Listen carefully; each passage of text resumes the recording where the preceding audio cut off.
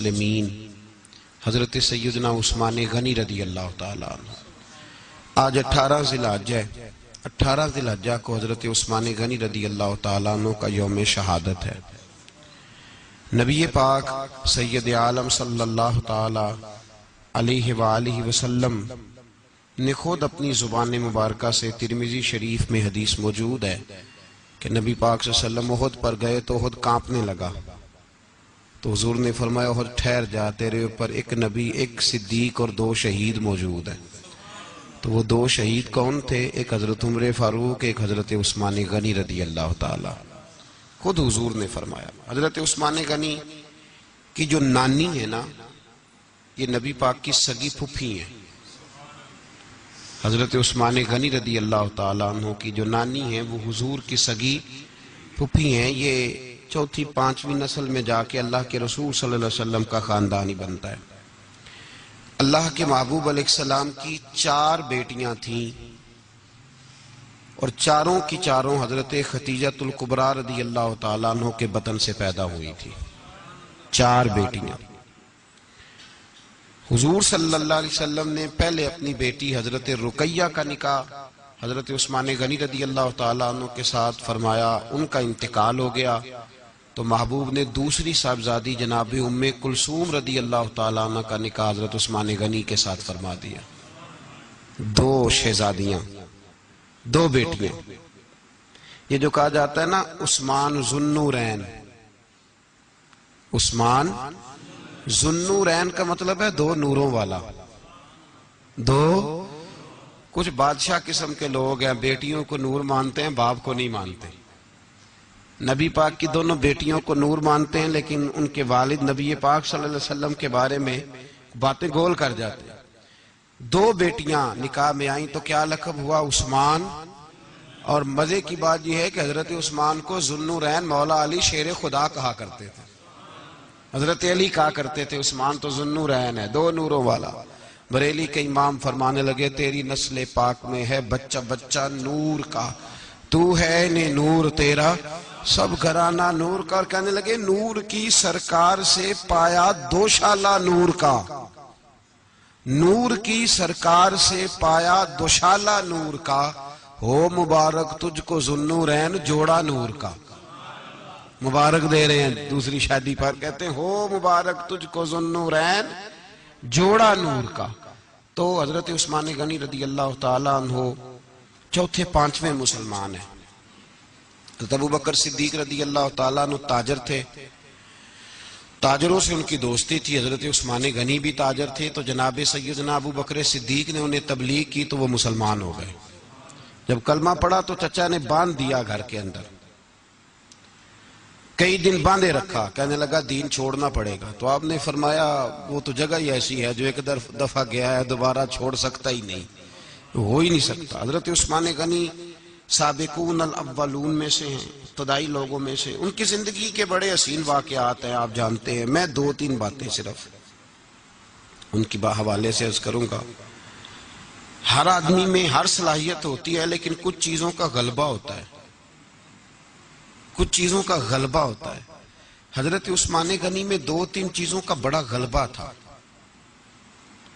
سخی تھے تو دریا سے بھی زیادہ سخاوت فرماتے تھے. مالاں والے سخی نہیں ہوندے تے سخیاں کل مال نہیں ہوندا. ایتھے اوتھے دومی جہانی سخی کنگال نہیں ہوندا. مالاں والے سخی تے پھر کیڑے ہوندے نے بھوکے ننگے. مالاں والے سخی میاں صاحب نے کہا، کہتے یہ نہ سمجھنا کہ جو امیر آدمی ہے وہ سخی ہے. نا او بھائی جب سخاوت کرتا ہے تو پھر مالدار رہتا ہی نہیں. سخاوت مالدار تو وہ رہے گا جو پیسے جمع کرے گا. تو جس نے جمع کرنے ہی نہیں، جس نے جمع کرنے ہی نہیں اس کے بعد پیسے کیسے کٹھے ہوں گے؟ جس کو سخاوت کرتا دیکھو سمجھ لو کہ یہ مالدار نہیں، یہ سخی ہے.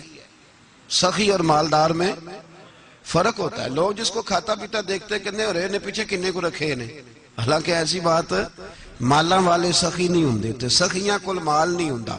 ایتھے اوتھے دوواں جہان نہیں سخی کنگال. حضرت عثمان غنی رضی اللہ تعالیٰ عنہ بہت بڑے سخی تھے، اتنے بڑے تھے کہ غنی کہہ دیا اللہ کے رسول نے. عثمان غنی تھے، ہر وقت ہی سخاوت، ہر وقت ہی سخاوت. میرے حضرت صاحب کی ایک دفعہ اپنے ایک درویش کو کہنے لگے یار تیرے ہاتھوں میں تو موریاں ہیں، جو چیز آتی ہے وہ گیری جاتی ہے، رہتی نہیں۔ حضرت عثمان غنی رضی اللہ دیکھیں نا، مشورہ کرنا پڑتا ہے، یار یہ جگہ لینی ہے، کیا پروگرام ہے، لوگ کہتے ہیں رستہ کوئی نہیں، دیکھتے ہیں، غور کرتے ہیں، پھر اس کا ریٹ لگتا ہے، پھر بات ہوتی ہے، پھر بات آگے چلتی ہے، پھر اس کے بعد بندہ کہتا ہے میں اتنے دیتا ہوں، وہ کہتا نہیں میں اتنے لوں گا، پھر وہ کہتا ہے میں لگا کے ریٹ آ گیا ہوں، باتیں ہوتی ہیں۔ اللہ کے رسول صلی اللہ تعالی علیہ وسلم نماز پڑھ کے نکلے، جنت البقیع والی جگہ حضور کو پسند آ گئی۔ فرمایا کچھ صحابہ آتے ہیں یہاں تو انہیں سواریاں کھڑی کرنے کا مسئلہ ہے، آج کل نہیں مسئلہ ہوتا پارکنگ کا، اس زمانے میں اونٹ گھوڑے باندھنے کے لیے حویلی چاہیے تھی، تو حضور علیہ السلام آ کے بیٹھے تو فرمایا جگہ بڑی اچھی ہے، کبھی مل جائے نا تو صحابہ کو سواریاں باندھنے کے لیے اچھی رہے گی۔ عثمان پیچھے بیٹھے تھے، وہیں سے گردن جھکائی اور پیچھے سے نکل گئے۔ حضور نے فرمایا ادھر آؤ، کہاں جا رہے ہو؟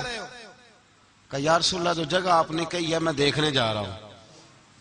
تو حضرت عثمان غنی دیکھنے گئے، جب واپس پلٹے تو میرے کریم نے فرمایا عثمان دیکھ آئے ہو؟ عرض کی محبوبہ دیکھنی کیا آتی، تجھے پسند آئی تھی، میں خرید آیا ہوں۔ دیکھنا آنا جانا یہ تو وہاں ہوتا ہے جہاں سودے بازی ہو، رنگے چمن پسند نہ پھولوں کی بو پسند، ہم کو ہے وہ پسند جسے آئے تو پسند، بات ختم ہو گئی، آپ کو پسند آئی تھی میں نے خرید لی۔ میرے رسول پاک صلی اللہ علیہ وسلم کے ساتھ پتہ نہیں لوگ کہاں بیٹھ کے دین پڑھتے ہیں، اختلاف ثابت کرتے ہیں، جو جگہ مصطفیٰ کو پسند آئی عثمان نے خریدی، اس جگہ پہ سیدہ فاطمہ الزہرا کا مزار بنا ہوا ہے، اس جگہ بی بی پاک کا مزار ہے جو حضرت سیدنا عثمان غنی کی خریدی ہوئی ہے۔ اس کا مطلب ہے یہ جگہ مصطفیٰ کا بھی پسندیدہ ہے، اہل بیت کی بھی پسندیدہ ہے۔ حضرت عثمان غنی کا مزاج ہے، حضور اعلان کر رہے تھے، اس کا مطلب ہے چندے کا اعلان کرنا بھی نبی پاک کی سنت ہے، اس لیے ہم بھی کبھی کبھی یہ سنت ادا کر لیتے ہیں۔ چندے کا حضور نے اعلان کیا، جیش اسرا کے لیے بہت بڑا لشکر جانا تھا، فرمایا اٹھو بھئی حصہ ڈالو۔ حضرت عثمان نے دائیں بائیں دیکھا، کتنے بہت زیادہ سپاہیوں کے لیے بہت زیادہ سامان چاہیے، قحط کا زمانہ ہے۔ جناب عثمان اٹھے کا یا رسول اللہ 100 فوجیوں کا خرچہ، ان کا گھوڑا بھی دوں گا، گھوڑے پر رکھنے کے لیے یا رسول اللہ صلی اللہ علیہ وسلم جو کجاوا ہوتا ہے، کاٹھی ہوتی ہے، وہ بھی میری، فوجی کی وردی بھی میری، اور جب تک واپس آئے گا تب تک سارا کھانے کا خرچہ بھی میرا۔ نبی پاک صلی اللہ علیہ وسلم مسکرائے، فرمایا عثمان اللہ تجھ سے راضی ہو۔ تھوڑی دیر کے بعد فرمایا پھر اٹھو بھئی، دائیں بائیں دیکھا کوئی اٹھا ہی نہیں، حضرت عثمان پھر کھڑے ہو گئے، کہا حضور 100 میرا اور شامل کر لیں۔ نبی پاک نے پھر اعلان کیا، حضرت عثمان کہتے ہیں میرے نا دل کو کچھ ہوتا تھا، پھر اٹھے، کہا حضور میرا تیسرا 100 بھی شامل کر لیں۔ فرماتے ہیں جناب عثمان غنی چوتھی دفعہ میرے مصطفیٰ نے اعلان کیا تو مجھ سے نہ ہی رہا گیا، میں نے کہا محبوبہ اعلان نہ کرو، آپ اشارہ کرو، عثمان کے پاس جو کچھ بھی ہے وہ محمد عربی کے قدموں کا ہی صدقہ ہے، آپ اعلان کرو، حاضر ہے، ہر شے حاضر ہے، پھونک پھونک کے دینا، دیکھ دیکھ کے دینا، یہ تو وہاں کا سودا ہوتا ہے جہاں سودے بازی ہوتی ہے، لیکن یہاں تو یا رسول اللہ جب تک بکے نہ تھے کوئی پوچھتا نہ تھا، تو نے خرید کر ہمیں انمول کر دیا۔ اور مجھے وہ بات بڑی پسند ہے، میں تنہائیوں میں کتاب کھول کے پڑھتا ہوں، تنہائیوں میں پڑھتا ہوں میرے رسول پاک صلی اللہ تعالی علیہ وسلم، اور میں جب مجھے کبھی لطف لینا ہوتا ہے تو میں صاحب طبقات کی یہ روایت کھول کے بیٹھ جاتا ہوں جب اپنا مزہ لینے کو دل کرے۔ حضرت عثمان غنی شہزادے تھے، دولت مند باپ کے بیٹے تھے، رئیس اعظم تھے۔ امیروں کے بچے نازک مزاج ہوتے ہیں، موڈ کے مالک ہوتے ہیں، بہت بڑے رئیس تھے، پر عشق لگا سی کھیڈاں کھیڈ دینوں، تو پھر کھیڈاں پھول گئیاں، کجل پایا سی یار دے ویکھنے نوں، پھر وہ دی یاد وچ روندیاں ہی ڈول گئیاں، حیدر شاہ اس گلی کدے نہ رول دی، پر ہن تے رول دی 4-5 دن کے بعد مدینے آئے، سفر پہ گئے ہوئے تھے، حضور کے پیچھے نماز پڑھی تو محبوب کے چہرے پہ ذرا نکاہت ہے، کمزوری ہے، حضرت بلال کو ملے، کہنے لگو بلال میں 4 دن باہر رہا ہوں، حضور کے چہرے پہ کمزوری کیوں ہے؟ جناب بلال کہنے لگے جا گھر جا کے پوچھ لیں. کہتا میں نے دروازے پہ دستک دی، سیدہ عائشہ صدیقہ اندر سے بولی کون ہے؟ میں نے کہا اماں جی غلام ہوں عثمان، میں 4 دن کے بعد آیا ہوں تو چہرے پہ بڑی کمزوری ہے. فرماتے جناب عائشہ ہجکی لے کے روئی. کیا ہوا؟ تو کہنے لگی عثمان 4 دن ہو گئے کونین کے مالک نے روٹی کوئی نہیں کھائی، ایک پیالہ دودھ کا ایک کھجور.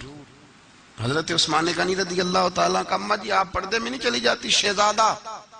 شہزادہ دوڑے گئے، گھر سے اناج کی بوری کندھے پہ رکھی، ہر چیز اٹھائی. غلام کہنے لگا مجھے دے دو، 20 نوکر ہیں گھر میں. فرمایا نہیں یہ میری ڈیوٹی ہے، میں نہیں کرنی. عثمان خود گئے، رسول پاک کے گھر میں جھاڑو دیا، چولہے میں آگ جلائی. حضرت عائشہ کہتی ہے میں پردے کے پیچھے سے دیکھ رہی تھی، جب عثمان پھونکے مارتے تھے تو داڑھی سے دھواں نکلتا تھا. پھر عثمان جس نے پانی کا پیالہ بھی خود نہیں پیا تھا، اس نے سالن پکایا، پھر روٹیاں پکائیں تو ہاتھ جلے. کھانا پکا کے اور دسترخوان لگا کے مسجد میں حاضر ہوئے. کہا محبوبہ اگر مہربانی کریں تو گھر نہیں آتے؟ حضور تشریف لائے اور جب پہلا لقمہ تن تندور ہڈاں دا بالن تے اسی ہاواں نال تپایا، کپ کپ مکیاں پیڑے کیتے، اتوں عشق پلیتھن لایا، تن دی ہانڈی من دا سالن، اتوں لون صبر دا پایا. غلام فریدہ میں ساری تیری، تینوں وجہ یقین نہیں آیا. کہا محبوب یہاں بیٹھے تو صحیح، یہاں بیٹھے تو صحیح. حضور تشریف فرما ہوئے اور پہلا لقمہ جب نبی پاک نے منہ میں رکھا تو عثمان تڑپ کے روئے. 600 دینار نیچے رکھے. یا رسول اللہ میں نے دولت کو آگ تو نہیں لگانی اگر تیرے کام نہ آئے. حضور کس کام کی یہ جائیدادیں، کس کام کی؟ اگر آپ کے گھر میں 4 دن کھانا نہ پکے. حضرت عائشہ صدیقہ فرماتی ہیں عثمان تو چلے گئے، یہ کہہ کے تو میرے مصطفیٰ نے پھر ہاتھ اٹھائے اور ایسی دعا دی کہ میں تڑپ اٹھی، میں رونے لگی. حضور نے جھولی اٹھا کے کہا اے اللہ میں عثمان سے راضی ہوں، تو بھی میرے عثمان سے راضی ہو جا. اے اللہ میں راضی ہوں، تو بھی راضی ہو جا. اور بھائی یہ درد، یہ ذوق، یہ مزاج، یہ انداز، یہ حضرت عثمان غنی کو اللہ نے عطا فرمایا. آپ آج لوگ اعتراض کرتے ہیں ہم پہ، کہتے ہیں تم پہلے مدینے بعد میں مکے، زیادہ دن مدینے تھوڑے دن. یہ کیا انداز ہے تمہارا؟ سنو حدیبیہ جس کا ذکر قرآن مجید نے کیا، ید اللہ فوق ایدیہم، پڑھو نا گھر میں جا کے قرآن مجید. حضرت عثمان غنی رضی اللہ تعالیٰ عنہ ساتھ تھے جب نبی پاک صلی اللہ علیہ وسلم 1400 صحابہ کو لے کے عمرے کی نیت سے نکلے. حدیبیہ کی مقام پر کافروں نے روک لیا، کہا عمرہ نہیں کرنے دیں گے. حضرت سیدنا عثمان غنی کو نبی پاک نے سفیر بنا کے بھیجا. جناب عثمان غنی کئی سالوں کے مکے سے بچھڑے تھے، سامنے کعبہ نظر آیا، احرام بندھا ہوا ہے. جب سفیر بن کے گئے تو ابو سفیان کہنے لگے عثمان ہم تیرے رسول کو تو ابھی عمرے کی اجازت نہیں دیتے، باقی لوگ تو نہیں آتے، وہ سامنے کعبہ ہے، وہ حجر اسود ہے، وہ سارا کچھ ہے، طواف کرنا ہے تو کر لو، استلام کرنا ہے تو کر لو، اگر تم نے کعبے کے اندر نماز پڑھنی ہے تو پڑھ لو، صفا مروہ کے پھیرے لگاؤ، تمہیں اجازت ہے. نبی عثمان غنی فرمانے لگے قسم ہے رسول کی زلفوں کی، جب تک میرے مصطفیٰ طواف نہیں کریں گے عثمان بھی کوئی نہیں کرے گا. عثمان بھی وہ کون سا طواف ہے جس میں طواف اور مدینے والا نہ ہو؟ وہ کون سا عمرہ ہے جس میں عمرہ ہو اور رسول پاک نہ ہو؟ وہ کون سا حج ہے جس میں حج ہو اور امام الانبیاء نہ ہو؟ بریلی کے امام بول پڑے، فرمانے لگے حاجیوں آؤ شہنشاہ کا روضہ دیکھو، کعبہ تو دیکھ چکے اب کعبے کا بھی کعبہ دیکھو. اور فرمانے لگے غور سے سن تو رضا، کعبے سے بھی آتی ہے صدا، میری آنکھوں سے میرے پیارے کا روضہ دیکھو. یہ ہمیں حضرت عثمان غنی نے سکھایا ہے عقیدہ، یہ عقیدہ حضرت عثمان غنی کا ہے. بات دور نکل جائے گی.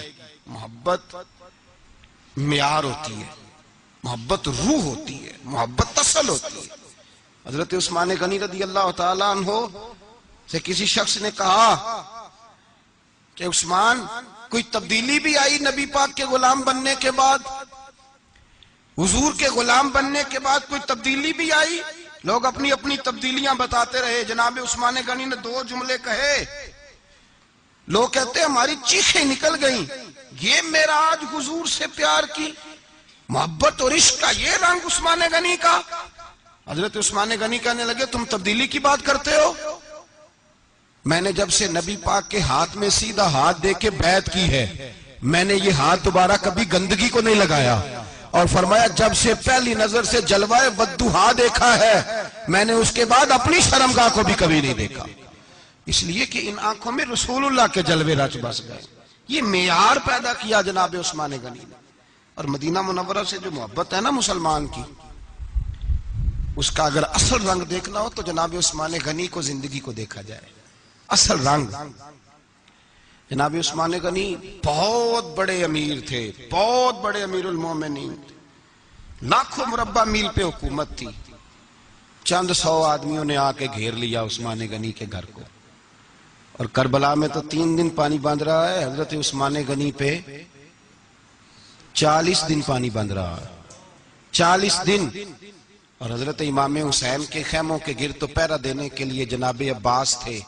اور میں تاریخ کے سارے معتبر حوالے عرض کر سکتا ہوں کہ جب حضرت عثمان غنی کو خطرہ ہوا تو مولا علی شیر خدا نے امام حسن اور حسین کو تلواریں پکڑائیں اور فرمایا دروازے کے آگے کھڑے ہو جاؤ، کوئی بدبخت تمہارے خالو عثمان غنی کے دروازے تک جانے نہ پائے. اور اس دروازے سے پھر گیا بھی کوئی نہیں، اس لیے کہ وہاں حسنین کریمین کا پہرا تھا. جو گیا بے ایمان تو پیچھے سے چڑھ کر کے گیا.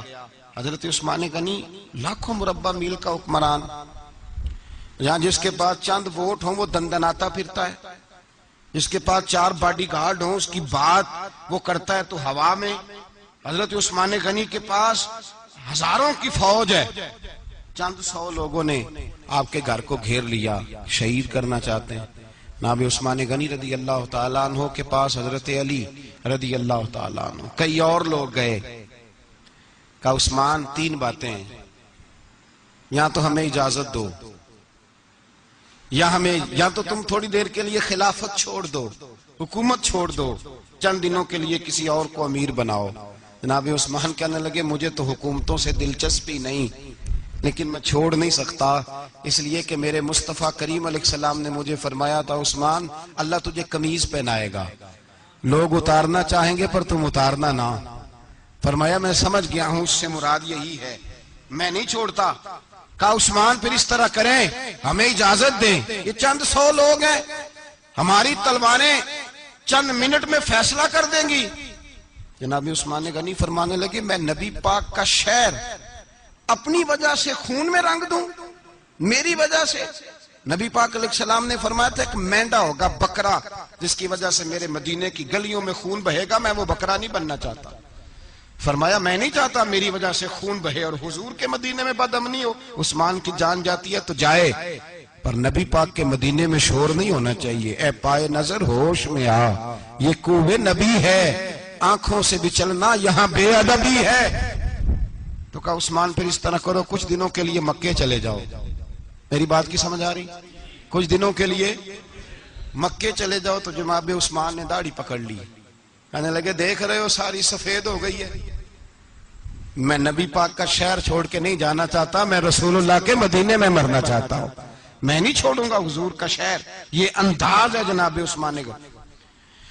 چونکہ جو وقت آپ کو دیا تھا وہ قلیل ہوتا جا رہا ہے اور باتیں ہیں کہ سامنے کھلتی ہی جا رہی ہیں، سامنے آتی ہی جا رہی ہیں. ہر چند مشاہدہ حق کی ہو گفتگو یہ رہتی بھی نہیں، بادہ و ساگر کہے بغیر. اور کیسا دستور زباں بندی ہے تیری محفل میں، بات کرنے کو ترستی ہے زباں میری.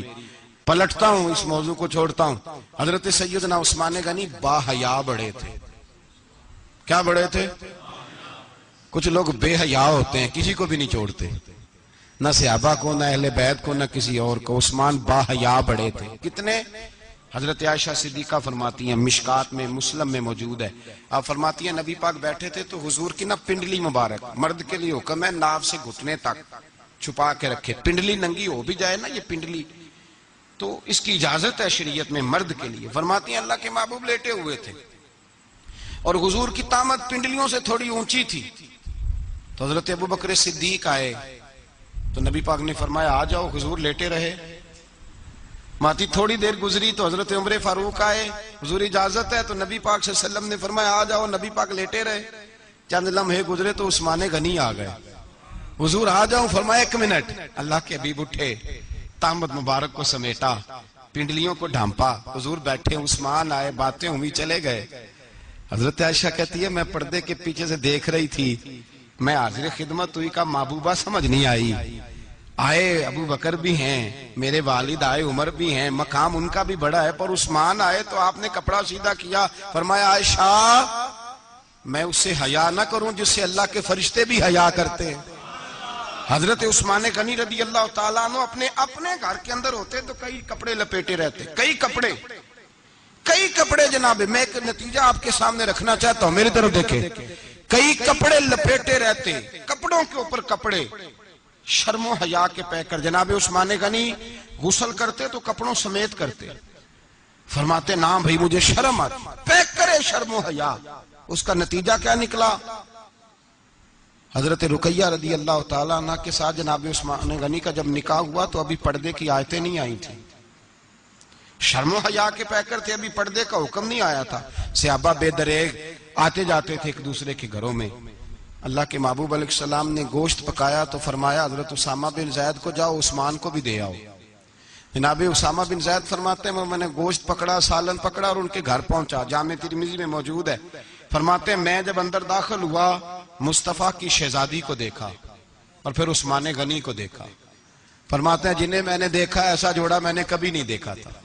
میں بس ہلکا سا مسکرا کے پلٹ آیا, نہ انہوں نے کچھ پوچھا نہ میں نے کچھ بتایا. فرماتے ہیں جب میں مسجد میں داخل ہوا نا, پہلا قدم ہی رکھا تو مصطفیٰ کریم نے فرمایا اسامہ دے آئے ہو سالن؟ میں نے کہا یا رسول اللہ دے آیا ہوں. فرمایا ایسا سونا جوڑا پہلے کبھی دیکھا ہے؟ دیکھا ہے کبھی؟ میں نے کہا نہیں حضور میں نے نہیں دیکھا. تو میرے مصطفیٰ کریم علیہ, یہ لفظ ترمذی کے نہیں, یہ شاہ ولی اللہ صاحب نے ازالۃ الخفا میں لکھیں. میرے محبوب پاک علیہ السلام نے فرمایا عثمان کی شکل ایک تو جد الانبیاء ابراہیم خلیل اللہ سے ملتی ہے, اور دوسرا فرمایا اگر کسی نے میرے جلوے دیکھنے ہو تو وہ بھی عثمان کے چہرے میں نظر آئیں گے. او نوجوانوں پیغام دے رہا ہوں, ریزلٹ نکال رہا ہوں. بے حیائی بے شرمی کی گفتگو والے کے چہرے پہ حسن نہیں آتا. تو حیادار بنتا جا, رب تعالیٰ تجھے حسن و جمال عطا فرماتا جائے گا. جتنا حیا تیرے اندر ہوگا اتنا نور تیرے مکھڑے پہ ہوگا. جتنی شرم میں تو لپٹا ہوا ہوگا اتنی اللہ تجھے تازگی عطا کرے گا. میرے صاحب فرمایا کرتے جو گند بولتا ہے اس کے چہرے کا حسن سب سے پہلے چھن جاتا ہے. اور فرمایا جو بری باتیں سوچتا ہے, جس کی سوچ بری ہوتی ہے, سب سے پہلے اس کے چہرے کا حسن بگڑتا ہے. اگر چتاتا ہے تازہ رہے, ٹھنڈا رہے, نورانی رہے. تو پھر حضرت عثمان نے تجھے بتایا ہے کہ شرم والا بن کے رہ, اللہ سب سے زیادہ حسن تجھے ہی عطا فرما دے گا. زیادہ بولنے والا, زیادہ باتیں کرنے والا, جو منہ میں آیا کہہ گیا, اس آدمی کی نورانیت چلی جاتی ہے.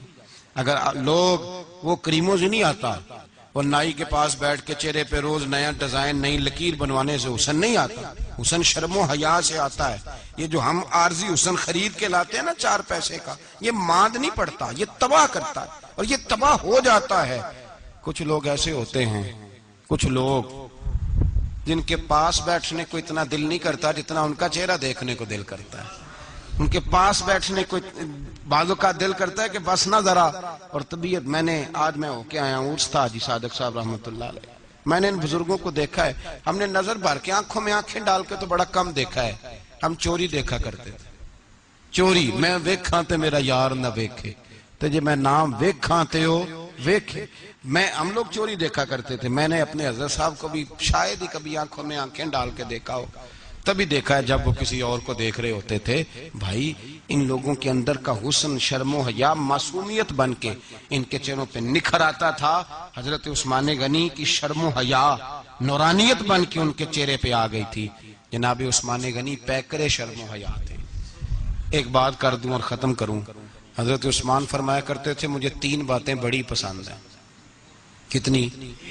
سارے بولے ہو کتنی جی؟ کون کون سی؟ فرمایا کرتے تھے بھوکے کو روٹی کھلانا, ننگے کو کپڑا پہنانا. اور تیسرا میرا دل کرتا ہے مجھے اور کوئی کام نہ ہو، قرآن پاک میرے سامنے رہے اور میں سارا دن تلاوت ہی کرتا رہوں۔ 3 باتیں پسند تھیں، بھوکے کو کھانا کھلانا، ننگے کو کپڑا پہنانا، اور یعنی روٹیاں بانٹتے رہتے تھے، سوٹ بانٹتے رہتے تھے، یہ مزاج تھا۔ فرماتے تھے میری پسند ہے۔ اور تیسرا میرا دل کرتا ہے کہ قرآن مجید پڑھا رہے اور میں